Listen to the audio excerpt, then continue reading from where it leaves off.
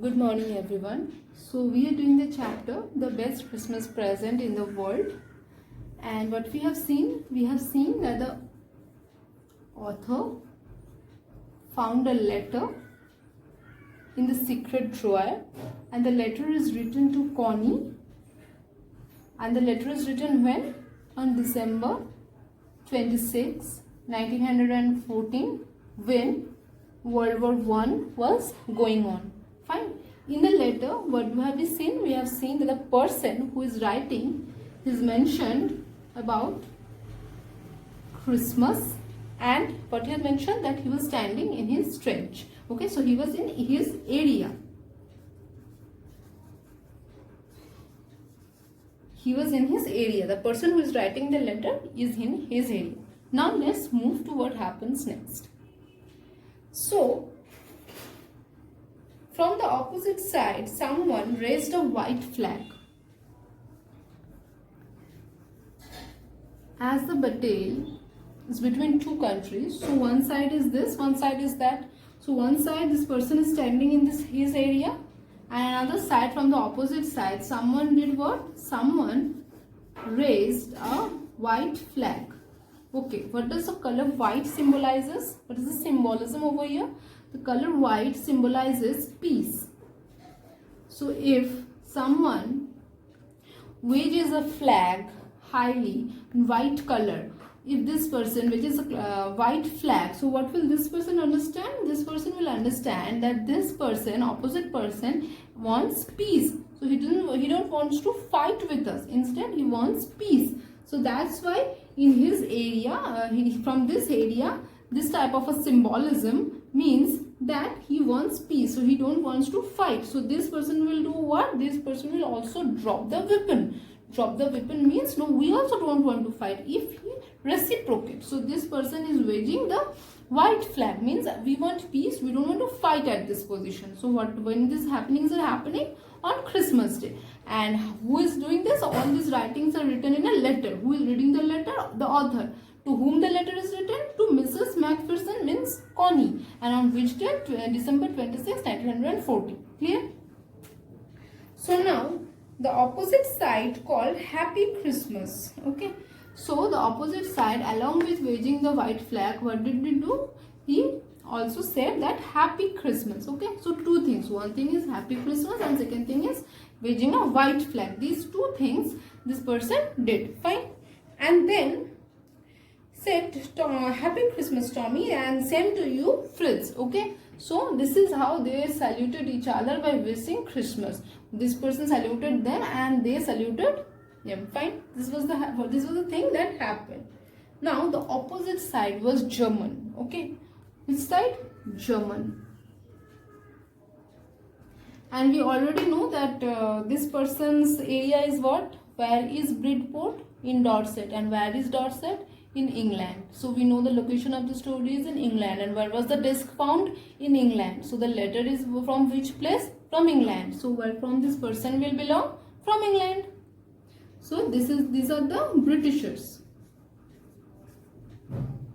These are the British people and these are the German people.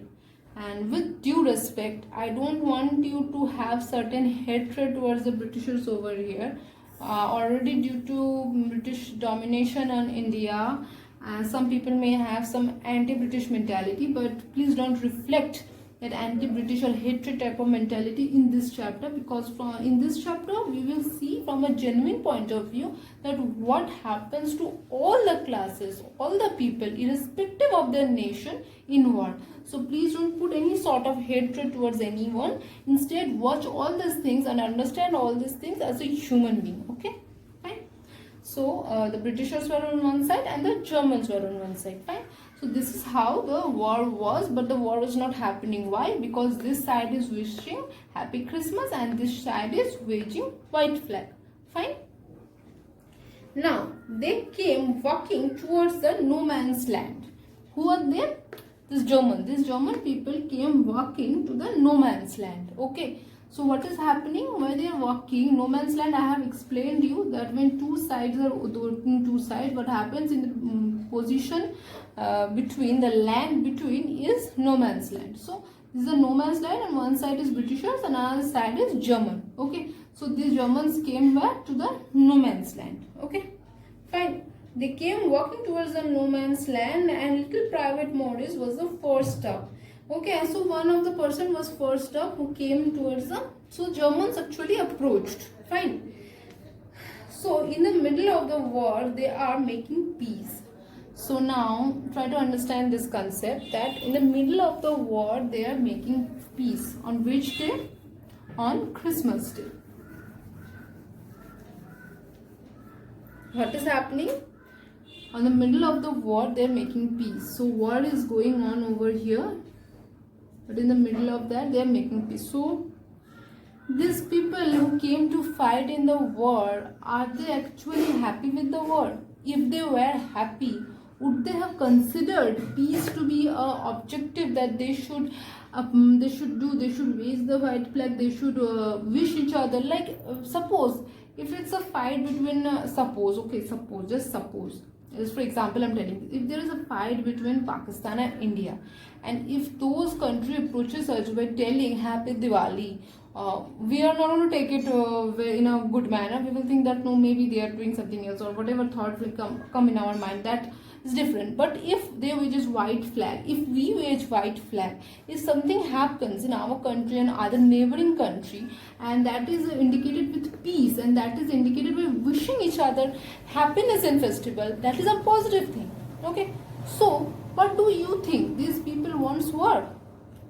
The people who are actually wishing you peace, who are actually coming to the no man's land, who are actually waving the white flag and wishing you Christmas, those people are actually wanting peace rather than they wanting war. So they also don't want war. Why? Because they know that if war happens, so many people will get killed. May it be from our side, may it be from their side, but from our side also people will get killed, na? So no one is going to get a good life out of this war. The people who are suffering in the war, who are going in the war, they are not going to get a good life in the war. Even the Germans, even the Britishers who came to the war, they also know that our life is just so in vain. We are not going to get anything useful out of this life. Maybe we will die and we will never be able to see our close people whom we love. So they also want peace. They don't want war. They also want to go home and they want to live happily like us. Fine. So this is the thing. They don't want war. They also want peace. So in the middle of the war in 1914, when war is going on, this side is actually waving white flag to denote peace. Fine. But does this matter when the nation wants you to fight? Does the individual person's wish matter? If the whole nation is sending 10 people to fight and one people is just opposing, no, I will not fight, will that wish of that one people matter when the majority wants war? No, that doesn't matter. But still, if that doesn't even matter, still that's a wish of a person, that's a wish of us that we don't want war. Fine. So this is the concept that is going on over here. And Fritz came and said Hans Wolf. So from the opposite side, someone came and he told, my name is Hans Wolf. Fine. Someone from the opposite side came and told what? My name is Hans Ford and I am from Düsseldorf. Düsseldorf is in Germany. Okay, fine. Don't go in deep into that. We will be happy with the name Hans Ford only. And from this side, someone said, my name is Jim Macpherson. So now this main character comes in the picture. The main character is Jim Macpherson and he is from the Britisher side and he is writing the letter to dearest Connie. I hope now it's clear. I have told you that Connie is Mrs. Macpherson, so that makes Jim Macpherson her husband. Fine. So Jim Macpherson is writing the letter to his wife. His wife is in England and Jim Macpherson is in war. And in the middle of the war, Hans Wolf's side is waving white flag and wishing happy Christmas to Jim Macpherson. And Jim Macpherson's side is so happy with that he wrote a letter on it to his wife on 26 December, one day after Christmas, about the happenings of Christmas Day. Fine? Clear? So now what happens? In the middle of the word, they are making peace, as you know. Now, Fritz starts a conversation with Jim McPherson. Hans Wolf starts a conversation. He is also known as Fritz. Okay, so all they talk about England. They talk about so many things in common. Now, can you imagine when two opposing forces are fighting, and one of them is coming to the no man's land, and they two are exchanging like, what is your favorite book? Like, maybe there's a fight going on between suppose Bangladesh and India, and someone from that side came and told us about our favorite book. What is this? They are going to chit chat. They are doing some talking things and all these things. So isn't that a healthy thing? Isn't it good that both the countries are getting associated? Both the countries are having a good time with each other. So it's a very positive thing that was happening between this and this. And now in that due course, it comes out that Hans Wolf's favorite book is of Thomas Hardy's. Okay, whose book? Thomas Hardy. As we know that Best Christmas Present in the World is written by Michael. So Hans Wolf's favorite author is Thomas Hardy. And which book of Thomas Hardy is? It's Far from the Madding Crowd. Fine. And he starts discussing the characters. Suppose your favorite book is The Best Christmas Present, and you go to a discussion with your friend and from another country. Okay, so from another country, when one person comes and discusses with you, ask you what is your favorite book, so you will tell what, my favorite book is The Best Christmas Present in the World, and it is written by Michael Morgan. Okay, and then what will you tell? And then I will tell that okay, my favorite character is Hans Wolf. Why? Because Hans Wolf came and approached for peace. Okay, so in this way you will talk about this chapter if you're talking to a friend who also knows this chapter, about this chapter. So this is how we interact in literature now. So this is your favorite book. Okay, this is my favorite book. Similarly, Hans Wolf is also having a similar conversation with Jim McPherson. About whom? About Thomas Hardy. And I will tell you a bit about this author also, because it's my favorite. So see this picture, this is the author, this is Hardy, and finally he has written so many books. And you know why his books are so famous? I will show you some glimpse of the picture of the description that he gives in his books. They are so rustic, so village like, and so countryside, and so much peace you will find in his book, in his characters, and everything you can see. It's England based writings are there, and so the picture you can see, they are awesome. And these types of sceneries are depicted in Hardy's novels, and you will get to see so much vibrant discussion, like so many rustic things. You will see so much farmland over there. You will see you can see horses over there. You can see so many things when like normal country village life is depicted. And when you will read those novels, read those stories, then you will just fall in love with England. You will just fall in love with the places of England. And if you are still in your home, you can just visit England in your mind also, just by reading the novels of Hardy. Okay, so let's come back to where we are. We are reading Best Christmas Present in the World, and we are not reading Hardy. So this Hardy, whose picture you just saw right now, is actually Hans Wolf's favorite, and now you know why he is favorite. So they were having this sort of discussion. Now you can see how healthy sort of discussion they were having, these two opposite forces. And then what happens after that?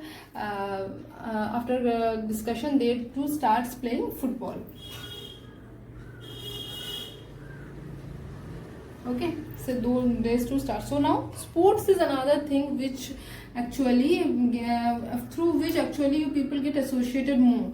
Why? Because we have seen the Day of the Bare Feet, and we have seen that how sports actually develops a healthy relationship. And we have also seen 9 gold medals, and you have seen in 9 gold medals how sportsmanship and teamwork is there. Okay, we've seen how one person actually falls down and other people actually takes him up. We have seen all those things. So now you know why football means a sport is necessary to build a healthy relationship. You already know the importance of sports.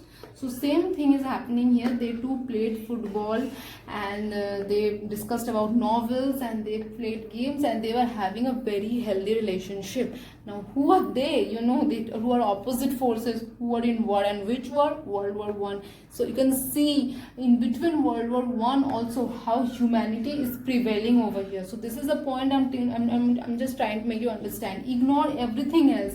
Just understand the concept that is happening. That in between World War One, a war like that, these people who are actually in the war, who are actually fighting, what is going on in their head, they know that maybe tomorrow they will not live, maybe tomorrow they will die, and still they are having such healthy conversation. They want to live, they are discussing about all these things, they're playing. You can see what is happening inside their heart. Can you just imagine?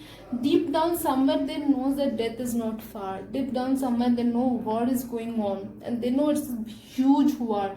But inside the heart, what is going on? My favorite novel is this. Let's play a game. Where is my family? I will write a letter to my family. Now you can understand what happens to those people who are in army, who are in Indian army, who are saving you, and who are in the border. Can you just imagine what is happening inside their heart? I hope you can relate. So this is what I'm trying to make you understand through this chapter. It's not, don't take it as a plot based or a story based, and don't focus on the question answers, okay? Rather than just focus on these things that are happening in our country even today, okay? So try to focus on these things, being the youth of the country. Fine. So now after this, what happens when they play football and all those things? They sing carol. Carols, fine. So in our Diwali also we sing songs. So maybe those songs are not religiatic. Sometimes we also sing Bollywood songs. That's a different issue. But we also sing religiatic song, like we do kirtan and all those things when in certain festivals, in certain religiatic events, we sing religiatic songs. Fine. So similarly, the Christian people sing carols in Christmas. These are also religiatic songs. Fine. So they are also enjoying their festival by singing carols, as we enjoy our festivals by singing religiatic songs. Fine. So these three things they did together, and I hope you can understand what is going on inside their heart presently. Fine. So this is how the chapter ends. Okay, in between everything, and the author don't tells us about anything else, that what happened after that in this chapter. The author, the chapter ends with the letter. The letter ends with the last line.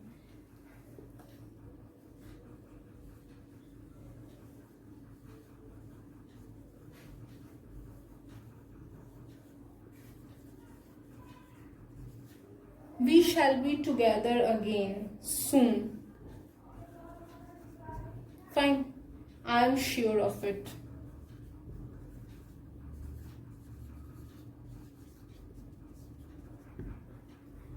So the husband is writing the letter to his wife. The husband is in World War One.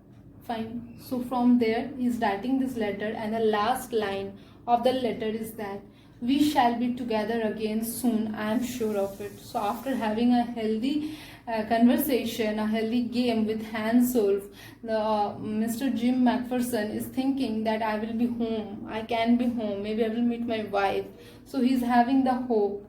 But as we know, before reading the letter, we already know that there was a note paper attached with the letter. And what was written in the note paper?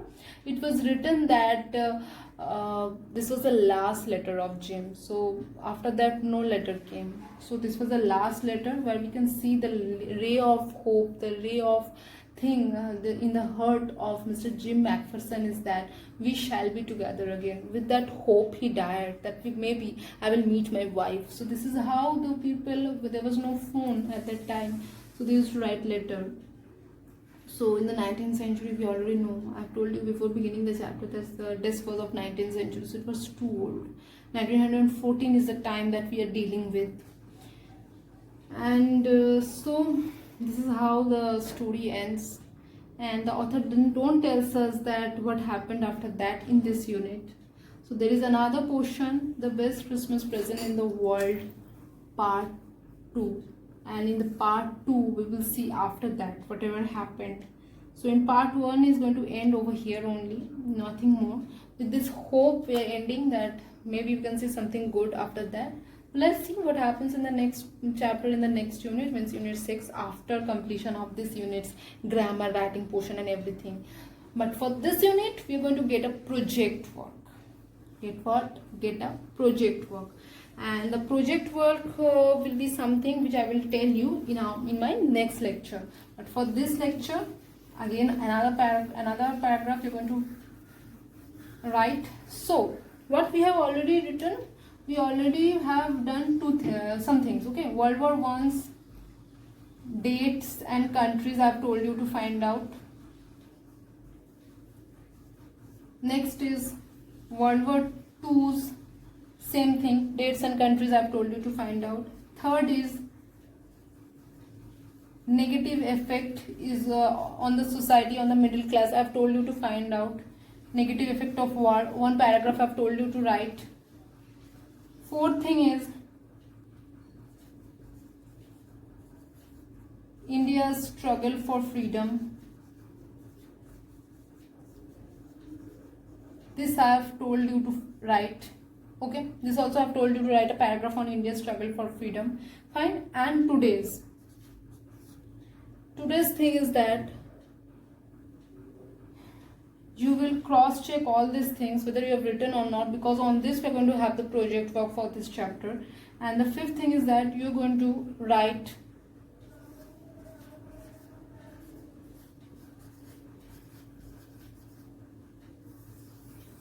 paragraph on say no to war. Okay, you're going to write a paragraph on say no to war, where you're going to include points like security and different things. Now what are the points that you're going to include in say no to war paragraph? So the paragraph will be based on what? On our country. Fine. You're going to write about what? You're going to write about our army. So this we have written, you people wrote a paragraph on India's freedom struggle. So that was before 1947. You know history very well. Before 1947 we have done, but this one will be a current based. A paragraph current based thing. You're going to write about army. You're going to write about the life of them, as I've told you, as I've explained you, that they go to war, they get separated from our country, they go in certain position, they go to war in certain position, and what happens to them, what happens to their hurt. I'm not going to tell you to write about the informations rather than write on the mentality. Fine. So what do you think what happens to the, as I have explained you that what was happening in the heart of Hans Wolf and then Jim. So you're going to write about what happens to the heart of the Indian army and how they are fighting. You can write about Pulwama, you can write about the bomb attack, you can write about all those things that are happening in our country. Fine, you can write about all those things, you can mention about all those things, but the main focus should be on how India is dealing in current situation. Fine. Now next thing is that you're going to write about how development should happen. How development should happen? Development should happen not on war, but on education. Okay, health. So these are the key points I want you to write about in the paragraph. So what you're going to write? Firstly, you're going to write say no to war, means we don't want war. Why? Because the people who go to war from our country, as we have seen, they are having this problems, but the problems that we have discussed, what's in their heart, I have discussed. Next we will say, write what in the paragraph, that instead of war we want development in education and development in health. What type of a development you want in education? In that, what will you include? You will include that how you are liking about your online classes or not, how technology has developed so much. Can you imagine if this situation of corona that is happening today, if it was some years back, do you think that people would be able to just cope with that without this technology? Like I'm teaching from here and you're getting it from the phones, that side. Do you think even the people of 3-4 generations before, would they be able to do all these things? No. What would happen? Study would have totally stopped, and for many of you people would be very happy, okay, this has stopped, but in long term that would create a very harmful effect by losing 1 year. Okay, so that is another issue. So now technology has developed so much that you people are at least able to learn something from these lectures. Fine, at least you're getting something of the education. Why? Because technology has developed, so education has developed. So in this way the hospitals also need to improve. And what are the things you think? Maybe you can write about your own area, that how health facilities in your area, and it will differ from person to person. Do you think that how emergency should be, if you know in emergency, and how an ambulance should, how quickly an ambulance should arrive? You should mention about all those things. What type of a hospital you want that should be developed in your area. Fine, all these things you are going to write. So what are the key points? Firstly, it will be a current based, means today's situation, as because we have dealt with 1947 issue, we have dealt with mentality that what is happening in lower class family. Now we are going to deal with what is happening to those people, not in families, but those people who are going to war, what is happening with them. Then about the education and about the health that needs development instead of war. Fine. So this is a thing that you have to do in your in this for this lecture. Okay, and what how you will make a project out of all this thing, that I'm going to tell you in the next lecture.